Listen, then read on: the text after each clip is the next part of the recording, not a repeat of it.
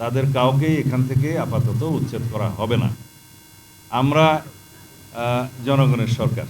চট্টগ্রামের সীতাকুণ্ড উপজেলার জঙ্গল সলিমপুর এলাকায় নতুন কারাগার স্থাপন করবে সরকার। তবে এখান থেকে এখনই কাউকে উচ্ছেদ করা হবে না বলে জানিয়েছেন স্বরাষ্ট্রমন্ত্রী সালাউদ্দিন আহমেদ। তবে আলীনগর জঙ্গল সলিমপুর আর কোনো বিচ্ছিন্ন সন্ত্রাসীদের এলাকাও অভয়ারণ্য থাকবে না বলেও হুঁশিয়ারি দিয়েছেন তিনি। রোববার 31শে মে দুপুরে ওই এলাকা পরিদর্শন শেষে সাংবাদিকদের সঙ্গে আলাপকালে এইসব কথা বলেন স্বরাষ্ট্রমন্ত্রী। আইন শৃঙ্খলা পরিস্থিতি নিয়ে মন্ত্রী জানান, সরকার আইন শৃঙ্খলা পরিস্থিতি নিয়ন্ত্রণ রাখতে এবং অপরাধ দমনে কঠোর অবস্থানে, বিশেষ করে চাঁদাবাজি ও মাদক ব্যবসায়ীর বিরুদ্ধে নিয়মিত অভিযান চালানো হবে। এই এরিয়া ও সন্ত্রাসীদের আনাগোনা আছে বলে আমরা জানতে পেরেছি, সেখান থেকেও তাদেরকে উচ্ছেদ করা হবে বলে মন্ত্রী কঠোর হুঁশিয়ারি দেন।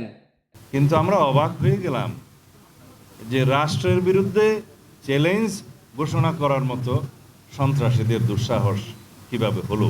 এই সময় স্বরাষ্ট্রমন্ত্রী আরও বলেন, সাঁড়াশি যৌথ ও পরিকল্পিত অভিযানের মাধ্যমে দেশব্যাপী মাদক, সন্ত্রাস, জুয়া এবং চাঁদাবাজ এই 4 অপরাধীকে আমরা অ্যাড্রেস করেছি অত্যন্ত গুরুত্ব সহকারে। এগুলো আমরা নির্মূল করার চেষ্টা করব এবং তার জন্য আইনি সংস্কার করেছি। এই সময় ভূমি প্রতিমন্ত্রী barrister Mir Helal, mayor doctor Shahadat Hossain, পুলিশের আইজি, বিজিবি জেনারেল, বিভাগীয় কমিশনার, জেলা প্রশাসক, জেলা পুলিশ সুপার, র্যাব 7-এর অধিনায়ক, এলজিইডি প্রকৌশলী সহ বিভিন্ন সংস্থার প্রধানরা উপস্থিত ছিলেন। প্রতিনিধির তথ্য ও পাঠানো চিত্রে ডেস্ক নিউজ, দিগন্তের বার্তা 24, চট্টগ্রাম।